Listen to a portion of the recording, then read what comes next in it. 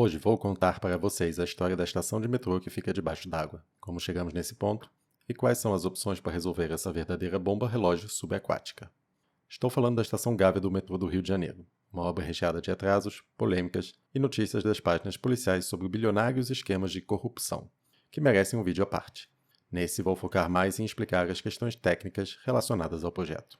Para entender o porquê existe uma estação na Gávea, precisamos voltar no tempo. 1968. O projeto inicial do metrô era ambicioso.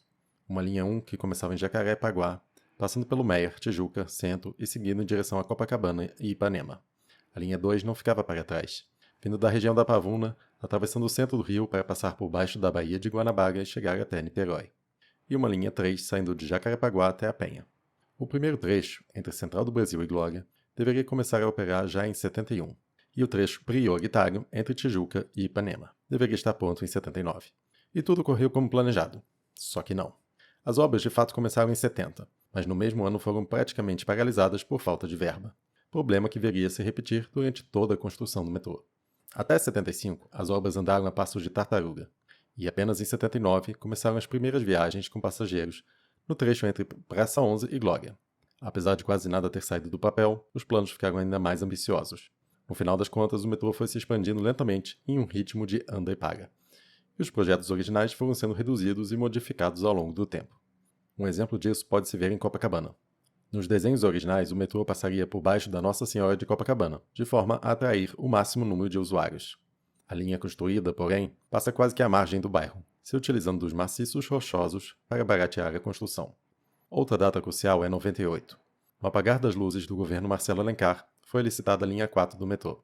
Ela partiria da estação São João, que ficaria entre Botafogo e Cardeal Arco Verde, mas nunca foi construída, com estações no Maitá, Gávea, São Conrado e Barra. O trajeto novamente planejava passar por dentro dos morros e montanhas da cidade, com poucas estações ao longo do caminho. A licitação previa investimentos de 55% da empresa vencedora. Mas o novo governador eleito, Antônio Garotinho, rejeitou o projeto antes mesmo de assumir e nada foi adiante. O TCE chegou a anular a licitação em seguida, segundo notícias veiculadas na imprensa, alegando diversas irregularidades no processo de licitação. Em 2010, depois que o Rio foi confirmado como sede dos Jogos Olímpicos, o governo estadual ressuscitou a ideia de construir uma linha 4. Mas agora, a ideia era continuar a linha 1 após a estação General Osório. Então, o estado fez uma nova licitação. Peraí, eu disse nova licitação? Não. Não teve licitação. Em 2011, o governo estadual pegou a licitação de 87, qual? E fez um termo aditivo para continuar a construir a linha 1 até chegar na linha 4. Vamos voltar no tempo mais uma vez. Em 87, o governo listou a construção do metrô até a estação General Osório. Isso deveria ter sido feito até 90, só que atrasou só um pouquinho, tipo uns 19 anos, ficando pronto em 2009.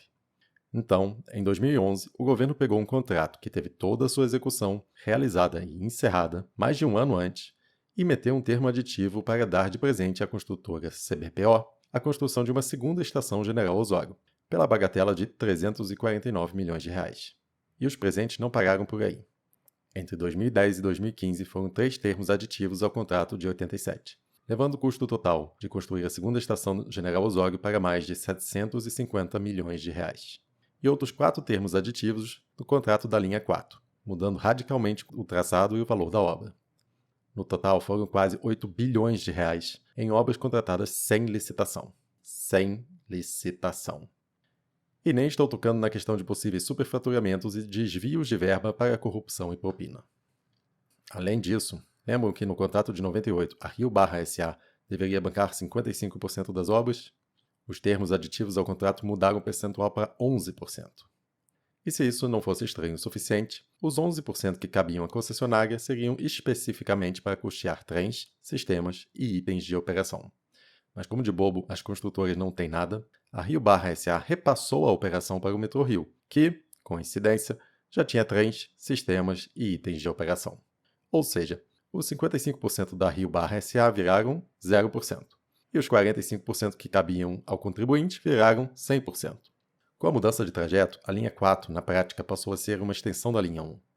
O que suscitou a seguinte questão. A estação Gávea sequer seria construída? No novo trajeto da linha 1, ligando Leblon a São Conrado, a estação Gávea não faz muito sentido. Ela não fica no caminho entre as duas estações e, portanto, Por muito tempo, a sua construção ficou indefinida. Mas em 2013 a construção foi iniciada. Já é evidente que não ficaria pronta ao tempo das Olimpíadas e da inauguração do resto das estações da linha 4. Além disso, o esquema de operação proposto para a Gávea era para lá de peculiar, com tempo entre composições de mais de 10 minutos. Uma operação que realmente não faz sentido.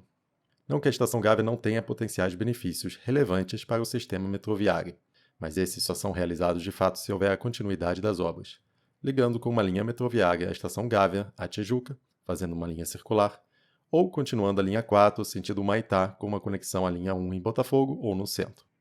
A estação da Gávea, por si só, ligada ao resto do sistema como existe hoje, traz poucos benefícios, a um alto custo e potencialmente complicando a operação da linha 1 pelo fato de ter que intercalar trens de diferentes rotas nos mesmos trilhos. O famoso esperando liberação do tráfego à frente. Mas se a estação por si só não faz sentido operacional e não encaixa no trajeto almejado de ligar a Zona Sul à Barra, por que ela sequer foi incluída nas obras? Ora, porque construtora gosta de dinheiro. E como a gente já mencionou, construtoras fazem dinheiro construindo grandes obras com dinheiro público. Se o consórcio vencedor fosse obrigado a pagar parte das obras, tenho certeza que a estação Gávea nunca teria sido considerada. E finalmente, porque onde tem muito dinheiro fluindo, tem muito potencial para dinheiro fluir para dentro do bolso de algumas pessoas com interesses escusos. As obras começaram em 2013, mas, juntando o fim do boom de investimentos da Copa e Olimpíadas, as desastrosas políticas macroeconômicas dos anos Dilma e o banditismo profissionalizado dos governos estaduais de Cabral e Pezão, o dinheiro simplesmente acabou. E sem dinheiro, a obra da Estação Gávea também parou. Em 2015, as obras de escavação da estação foram interrompidas. Até aquele momento, aproximadamente 25% do volume total havia sido escavado. Além disso, o túnel vindo da estação São Conrado até a Gávea foi quase que completamente escavado, enquanto o túnel do Leblon em direção à Gávea teve apenas algumas centenas de metros escavados, onde ainda hoje encontra-se estacionado o TBM, o famoso Tatuzão, que escavou o trecho entre a Estação General Osório e o Morro Dois Irmãos. Do volume total da estação escavada, temos os 2 poços piloto, que depois deveriam ser alargados, e trechos iniciais das estações propriamente ditas, assim como uma conexão subterrânea entre essas 2 galerias. Uma das medidas tomadas durante esse tipo de construção é o rebaixamento do lençol freático, basicamente a profundidade na qual se encontra água no terreno em questão. Através de múltiplas bombas, essa água é retirada do local da obra, e pelo fato que o terreno da obra tem seu solo drenado, é comum ver impactos na superfície, como rachaduras nas construções do local, pequenos afundamentos e, no pior dos casos, impactos estruturais que podem danificar permanentemente prédios, construções e infraestrutura do local, como canos de água e gás enterradas, para citar alguns exemplos. Isso ocorre porque o solo encharcado de água tem características diferentes do solo quando a água é drenada. Após o rebaixamento do lençol freático, a pressão das camadas de solo superiores e das construções e cargas acima do solo promovem uma compactação daquele solo, levando às tais subsidências citadas em relatórios de acompanhamento da obra. Há fatores que complicam ainda mais esse processo. Por exemplo, uma subsidência, um afundamento, desigual afetando uma construção. Imagine um prédio em que o solo por baixo dele está afundando de maneira igual em todos os pontos. Pode-se notar alguns desníveis nos acessos ou problemas nas tubulações de água e gás que alimentam o prédio, mas a estrutura provavelmente seria pouco afetada. Agora imagine um prédio em que apenas um lado está afundando, enquanto o outro está estável.